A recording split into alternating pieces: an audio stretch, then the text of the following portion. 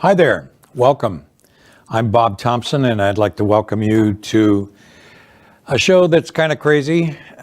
We've done this for quite some time. It's one of my distractions, the world of college cost challenges. Before, we used to just say tuition futures, and then tuition and fees, and working and consulting with some banks on college index CDs. We talk about lobbying Congress way back in the 80s to get what is now 529 plans. My wife and I had 5 children in college at one time, not for a long time, but 5 in college at one time. And with a bunch of skiers that used to ski with in the spring, between the 8 or 9 of us, we have 31 children, and it's kind of been not just in the back of my head, but in the front and everything in between, whatever's in between, about college cost. And we added challenges to college cost strategies because we recognize that there are a lot of challenges there, known and unknown challenges, and we need to address those and talk about them rather than just take them for granted. So here a while back, I accumulated tons and tons of paper over the years on actual experiences with parents and grandparents, and decided on the pushing of some friends and colleagues, write a stupid book, dummy. You have a lot of material there. A lot of it is beneficial, or can be, to parents. And if we, like I say, if we recognize and address some of these challenges, maybe we're a little bit closer to solutions and so on. I struggle and just finished a program on philanthropic planning, and we joke about having a title for it, and no different in this situation with the world of college cost challenges. What kind of title do you have? And I chose Unlevel Playing Field, the external and internal factors of this unlevel playing field. We have a chapter in the book, and by the way, part of the reason for this program is that we're saying it's from the galley proof, and these programs from time to time are going to talk about a particular chapter in the book, and really address and dig down to some of these, not theories, but actual things that we've come across. The book is really one of parents sharing with parents.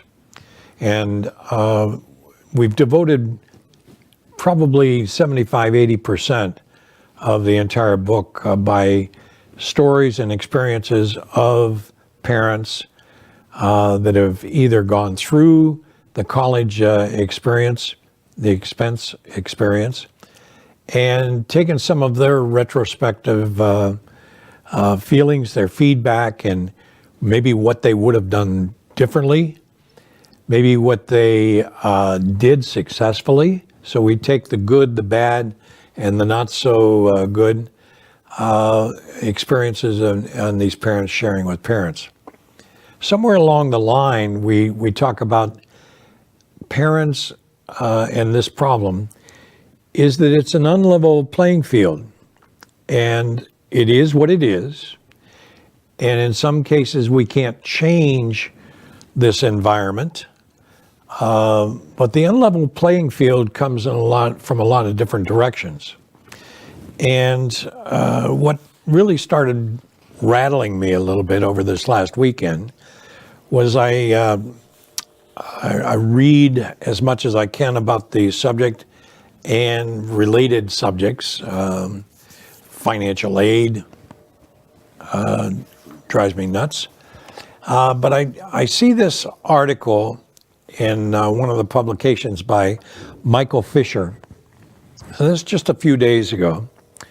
And Michael Fisher is relating information from a New York Life survey And the subtitle of this is Fewer Parents Plan to Seek Expert Advice This Year, meaning the new year. Parents rank debt reduction ahead of long-term planning. Caught my eye, not so much in the context of college cost challenges, but I got there pretty quickly after some of this. But I was looking at the content of the survey of how couples, parents, or what have you, look or ignore the impact of what they're doing on retirement. And sometimes when I see a survey, I look at who is funding the survey. Is it a bank? Is it an insurance company? Is it this? Is it that? And say, okay, without reading the survey, what point are they trying to make? Is it one of the bank wants you to do this or that? Is that the insurance company wants to have you buy annuities or life insurance? Is it for some other reason? So I look at that kind of skeptically, I guess. But in this case, New York Life survey, good company, good products historically, well-trained agents out there. And when you look at some of these surveys, you say, okay, what's the quality there? On the philanthropic side, we look at some surveys and what's the point they're trying to make? Well, in this case, Michael Fisher relates to this survey that 72% of parents in the new poll say paying off debt is their chief financial priority this year, rising to 80% among millennials. Now we get into the big subject of student loan debt. And when we're talking about millennials responding to the survey, I would say a big majority of these millennials will be saddled with student loan debt. Interesting that they weren't specifically referring to student loan debt, but the response to the survey was that their primary effort is to reduce debt. That's good. In some respects, we need to qualify that and say there's good debt and there's bad debt. We want to get rid of bad debt. But that doesn't mean that we shouldn't have some good debt, for example. I get into some long discussions about having a 30-year mortgage, and people ask me, why would I have a 30-year? Well, my response in many cases is if I could get a 40 or 50-year loan, like ranchers or farmers or what have you, I would. But that factors in a lot of other things like inflation, taxes, and so on. And above all else, everything starts and ends with cash flow. And if I can govern and establish my cash flow on a predictable basis, then that allows, hopefully, free cash flow to take care and satisfy other debt.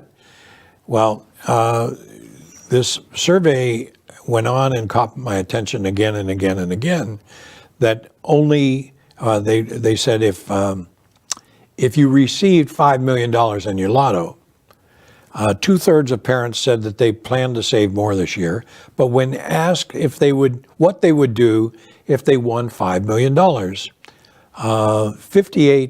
60% of them said that they would immediately reduce debt. I have no problem with that, okay?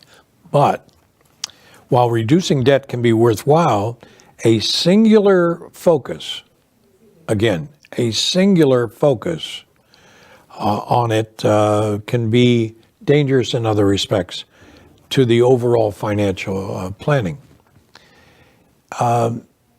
We have a number of situations where parents will say, do I fund for my children's education, future college education, or do I worry about funding for my retirement?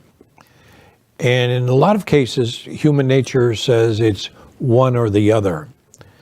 And our philosophy in dealing with hundreds and hundreds and hundreds of families is it's got to be both. It has to take into consideration both, and the impact on this retirement or the lack of retirement planning is incredibly large. The survey just a couple months ago, 1,100 adults, and the only qualification was that the respondents had to have at least one child under the age of 18 living at home. And of the 1,100, and a large response, 70-some percent, which is an incredible response to some surveys, but a large number of them, the respondents, said that they were generally optimistic about their finances in the year ahead, that 58% said they expected their finances to improve this year, 61% believed they would be better prepared than expected for the unexpected, that they would be better prepared for some unknown, unexpected event. Missing in all of this action plan would make it happen. Only 28% of parents said that it was important to have a financial plan in place to care for their children in the event something happened to them. 28%. 30% of respondents said they would seek expert advice this year, compared with 38% said that they would do well in the survey. Minimize that screen for one quick second. One of my big bugaboos about this whole area of college cost challenges, and if you've seen me before, I seem to be known, rightfully so, as a outspoken critic of the lack of good advice out there helping young parents with respect to college cost challenges. And I will get some very, very good friends I've known for 20, 25 years who will say, Bob, you're full of baloney. We do a great job. Well, that's all you have to say to me is we've done a great job when we turn around and look at $1.6 trillion of student loan debt, not counting parent debt related to college costs, but $1.6 trillion student loan debt. Yes, Bob, you're full of baloney. We've done a great job. Yeah, right. And I mentioned this a year and a half ago on this program. This is a chapter or two from the book that I referred to, and we talk about Form Ed plans. Quick review, there are 3 plans: no plan, informal plan, and what we call a formalized plan. All parents that we've dealt with, all parents that other planners and advising colleagues share with us, we categorize and put them into 3 different groups: having no plan, informal plan, and a formalized plan. We call it in the book Form Ed plan. What good is Form Ed plan?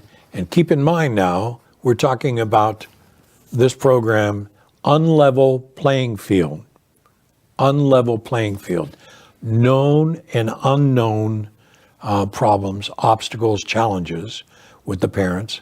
And I share with you the reluctance, maybe, human nature, natural procrastination, delay, and oh my goodness, this is a mission impossible. And we talk about unlevel playing field as to college calculators being more dangerous than they are helpful. All of those things that we talk about in the book. But in the chapter on Form Ed plans, the demographics of the problem and the factors have not changed. They have not changed in 20, 30, 40 years. So we say, well, if it's if it's working, we don't need to fix it. This isn't working. We are not doing a good job in preparing young parents. I call them early stage parents, okay? That we cannot wait until the child or children are 16, maybe a sophomore or junior in high school and say, oh my goodness. But all the while, for the last 16 years, we've thought that surely we're going to qualify for financial aid. Yeah, right. You may. But the real world is I have to prepare for it. And this New York Life survey says that, gee, I feel good. We want to reduce our debt, sure. Certainly bad high interest rate on credit cards or what have you, I think is still usurious. But we allow them to charge the enormous interest rate figures there, but that's another story another time. But here we have, coming back to how good, oh, Bob, we're doing a great job. Of the more than 385 planners surveyed at that time, over 87% indicated that their firm advises parents good or above average college planning advice. How can we go wrong?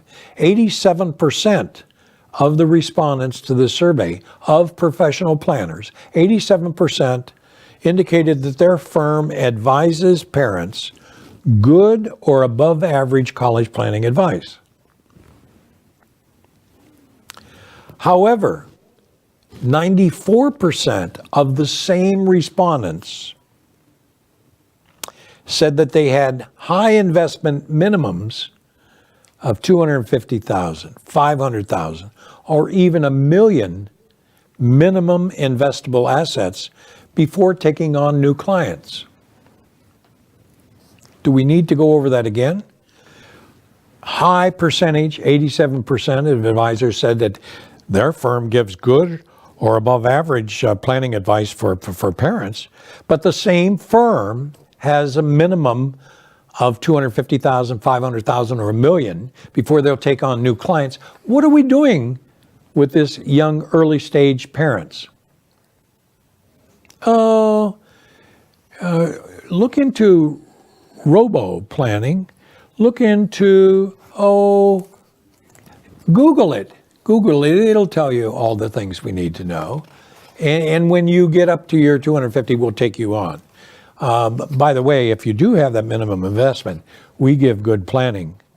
But parents needing meaningful advisor or advisors not interested in assisting those that have little or no cash aside for future college cost.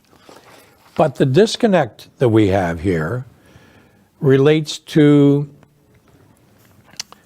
parents who, this is a rite of passage. If I'm a parent, everybody's faced with this. And we say on this unlevel playing field, the external and internal factors. What that means is we've got external things like these college calculators or these advisors that will give you good advice if you've got enough money to start with. So we have these external influences here, in addition to all of the other challenges of natural parenthood. You know, we've got a lot of expenses. We have incredible adjustment time before we even start to fund, okay? So we need to be aware of these planning stages, and we call them the 7 dimensions of successful college cost funding and planning. Now let's bring it back into focus here. If my single focus is on attacking debt today, where is the simultaneous bifocal lens concentrating on these other issues, i.e. funding for college, i.e. number 2, at the same time, funding for future retirement. As I have this single focus, I ignore other issues, and we need to plan for these contingencies that are known, and we have to prepare for those challenges that are unknown.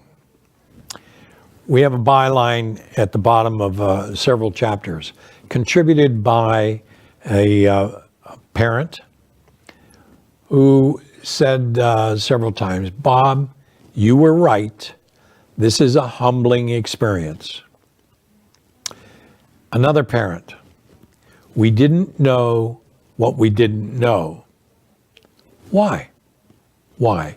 Unlevel playing field is maybe we don't want you to know, or we're wired common sense and intuitively to where, hey, I'm smart. I've got a good bachelor's degree, a postgraduate degree. I've got this, I'm a professional. I make household income. We make 300, 400, 500,000. We don't have to worry about this. Oh, okay.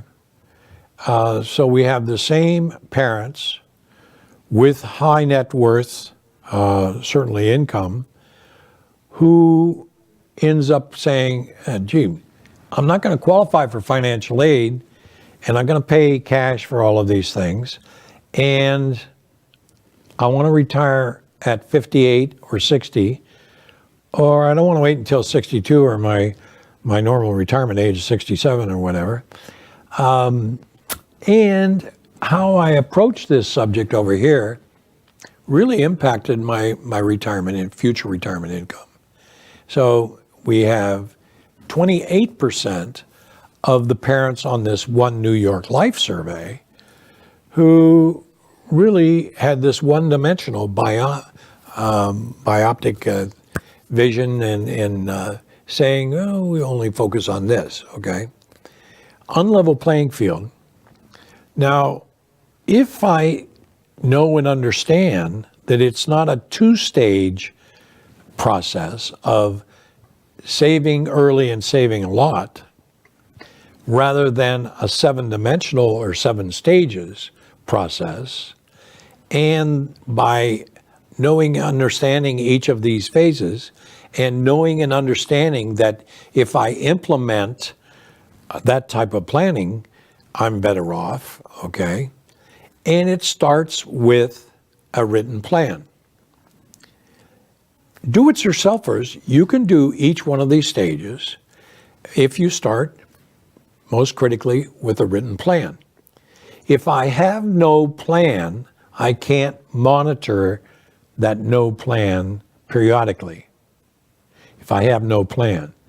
Well, the informal planning group or the no plan group, they fall way short, and catch this, they will pay 20, 30, 40% more for college, the same college cost, the same everything than somebody else that didn't have a plan.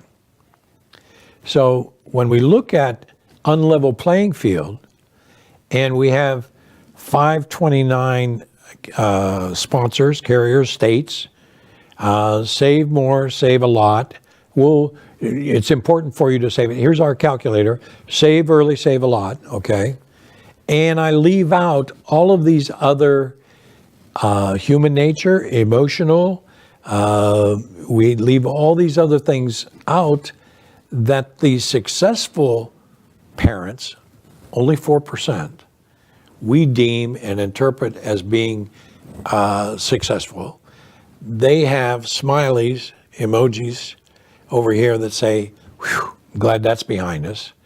We didn't sacrifice our retirement planning. We did it this way and so on, okay?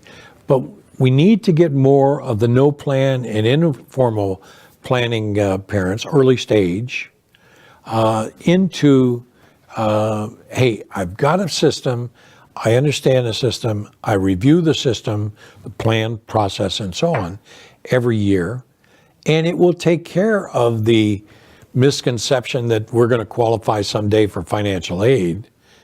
It will do away with the myths or misconceptions Gee, this overlap period of time where we got two kids in college at the same time, or 5 in college at one time. And we need to be looking at how to come up with solutions once we've identified some of the problems, okay, the challenges. And that's doable. That's doable. But when I saw this survey, and then I go back and I look at another survey that says, oh, we can do this, I'm saying, why isn't it being done? The computer, the internet, the Google, the wealth of information out there should help us.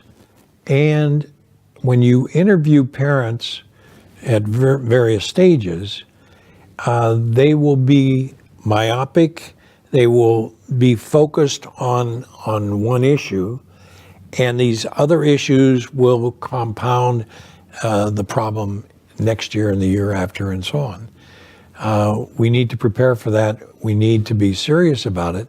We need to blend these two major, very important goals of having a strategy on how my children, if they're qualified, can go to college, and how I want to avoid sacrificing lifetime retirement income, especially with statistics that we're living longer. Our longevity is becoming more and more and more a factor.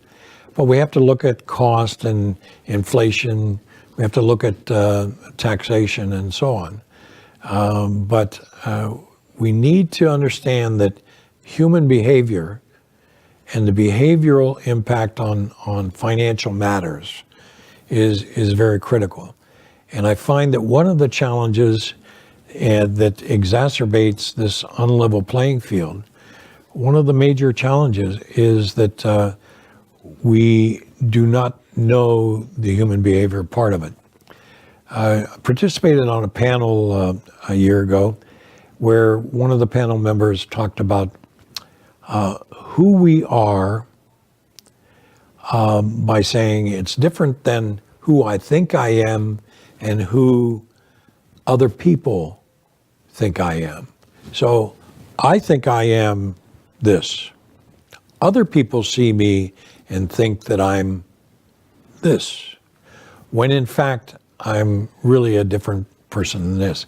Put that together as far as a family, husband and wife, put that together as far as communication to children as they get closer and closer through high school as to what we can afford, what we can't afford, and succumbing to a child saying, hey, I want to go to this most expensive school, and they drop their guards and say, okay.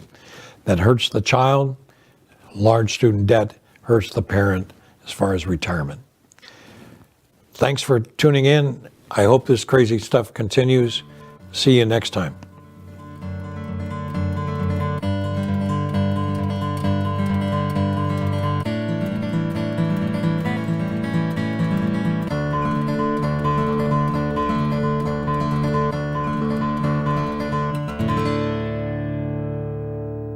Funding for Simsbury Community Television is provided in part by contributions from viewers like you. Thank you.